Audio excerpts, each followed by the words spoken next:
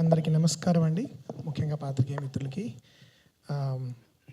నేను చెప్పదలుచుకుందంతా కూడా కృష్ణప్రసాద్ గారు చెప్పేశారు. ఇది ఆయన చెప్పినట్టే ఇదొక మా ఇద్దరి కాంబినేషన్లో మూడో సినిమా జెంటిల్మన్. నాని జెంటిల్మన్ ఆయనకి సెకండ్ ఇన్నింగ్స్ అవ్వచ్చు, కానీ నాకు ఆ టైంలో బందిపోటు అనే సినిమా వచ్చి ఫెయిల్ అయింది. ఆయన ఇచ్చిన అడ్వాన్స్ నేను రిటర్న్ చేసేసి, ఇప్పటికీ మీరు ఇంకా సినిమా చేయదలుచుకుంటున్నారు నాతో అని అడిగినప్పుడు, లేదు నీతో నేను చేయదలుచుకుంటున్నానని చెప్పి ఆయన నన్ను నమ్మి జెంటిల్మన్కి మళ్ళీ నన్ను పిలిచారు. సాధారణంగా ఆ టైంలో ఆయనే కొంచెం చాలా లోలో ఉన్నారు, కష్టాల్లో ఉన్నప్పుడు ఎందురా బాబు ఫ్లాప్ డైరెక్టర్తో సినిమా తీయడం అని అనుకుంటారు సాధారణంగా. ఆయన అలా అనుకోలేదు, నమ్మారు. ఆ నమ్మకం అప్పటి నుంచి ఇప్పటివరకు మా రిలేషన్షిప్లో మేము చేసే సినిమాల్లో అది కంటిన్యూ అవుతోంది.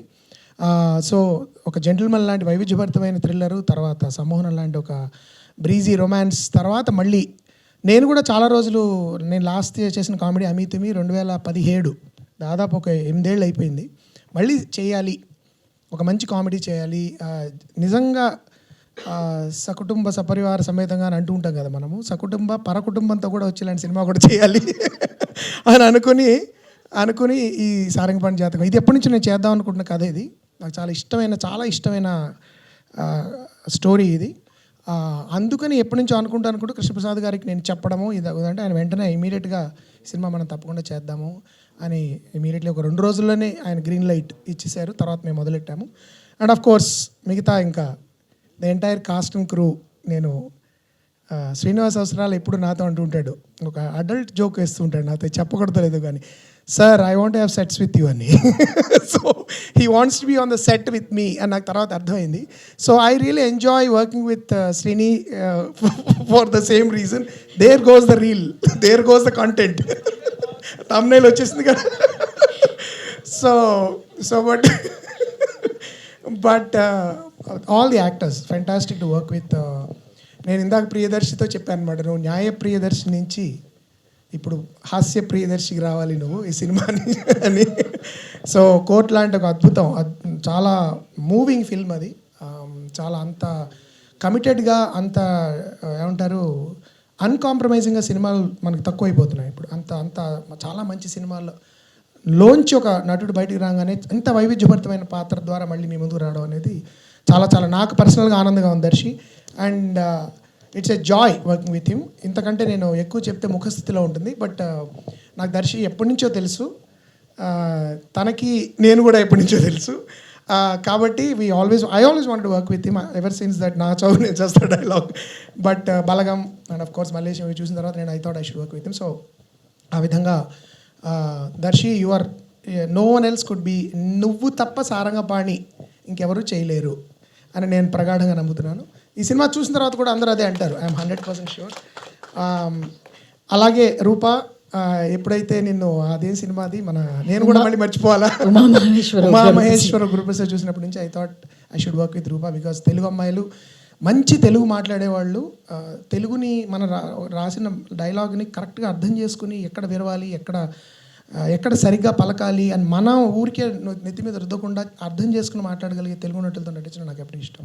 అదృష్టవశాత్తు ఈ సినిమాలో ఇంకో స్పెషాలిటీ ఏంటంటే, ప్రత్యేకత, ఈ సినిమాలో నాన్ తెలుగు యాక్టర్ ఒక్కళ్ళు కూడా లేరు, అందరూ తెలుగు వాళ్ళే. ఆ విధంగా నిజంగా పరిపూర్ణమైన తెలుగు చిత్రం ఇది. అండ్ ఈ సినిమాలో ఎవరి డబ్బింగ్లు వాళ్ళే చెప్పుకున్నారు. ఒకప్పుడు తెలుగు వాళ్ళు కూడా వేరే తెలుగు వాళ్ళు డబ్బింగ్ చెప్తుంటారు, ఆ అగత్యం కూడా పట్టలేదు మాకు ఈ సినిమాలో. సో అందరూ చాలా అద్భుతంగా వాళ్ళ డబ్బింగ్స్ వాళ్ళు చెప్పుకుని ఆల్మోస్ట్ సింగ్ సౌండ్ అంతా న్యాచురలిస్టిక్గా వాళ్ళు ఈ సినిమాని చేయడం జరిగింది. సో అది రూప. అండ్ ఆఫ్ కోర్స్ శ్రీని, ఇందాక డైలాగ్ మళ్ళీ రిపీట్ చేయను, బట్ ఆశాచమ్మాలో మొట్టమొదటిసారిగా ఎప్పుడైతే 6 అడుగుల 4 అంగుళాలు ఇతన్ని న్యూయార్క్లో ఫస్ట్ టైం కలిశానో, అప్పుడు తల పైకి ఎత్తేటప్పటికే నాకు చాలా బెణికింది. సో అప్పటి నుంచి ఇంకా అంతకంటే ఎదుగుతున్నాడు తను, రచయిత కింద, దర్శకుడు కింద. It's always Joy work. And చాలా కొత్త పాత్రలో ఈ సినిమాలో కనబడతాడు. ఇప్పటివరకు ఎవరు అలాంటి పాత్రలో శ్రీని చూడలేదు నాకు తెలిసి. And of course the other actress, of course Nivitha. నేను జనరల్గా ఎవరిని ఆడిషన్ చేయను, మనుషుల్ని. నేను జనరల్గా వాళ్ళని మాట్లాడి వాళ్ళ వ్యక్తిత్వాన్ని అర్థం చేసుకోవడానికి ప్రయత్నించడం ద్వారా వాళ్ళని పాత్రలకు సెలెక్ట్ చేస్తాను. ఆ విధంగానే నిన్ను నీతో మాట్లాడడం జరిగింది. తర్వాత అఫ్ కోర్స్ అశోక్ కుమార్ గారు ఎప్పుడు నాకు శ్రీని చెప్తుంటాడు, సార్ ఒక్కసారి మీరు అశోక్ కుమార్ గారితో పనిచేయాలండి అని ఐ రిమెంబర్. సో ఎప్పుడు నా సాధారణంగా చాలా ముందుగా సెలెక్ట్ అయిపోతాయి క్యారెక్టర్స్, సెలెక్ట్ అయిపోతారు యాక్టర్స్. కానీ కొన్ని కారణాల వల్ల ఆఖరి నిమిషంలో నేను అశోక్ కుమార్ గారిని అప్రోచ్ అవ్వాల్సి వచ్చింది.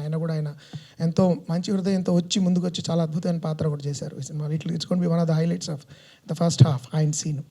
So of course and our influencer Sameera భర్త నేను కేవలం తన రీల్స్ చూసి తన్ని ఒక పాత్రకి చెయ్యి, యాక్చువల్లీ ఆ పాత్రకి సమీర అవసరం లేదు, చిన్న పాత్ర అది, but it has to shine. చాలా మంచిగా తెలుగు మాట్లాడగలిగే వాళ్ళు రావాలి, ఒక రకమైన కాన్ఫిడెన్స్ ఉండాలి అని చెప్పి నేను సమీరాని అడగడం, తను వెంటనే వచ్చి తప్పకుండా చేస్తానండి ఆడిషన్. నీ audition your reel only for your auditions.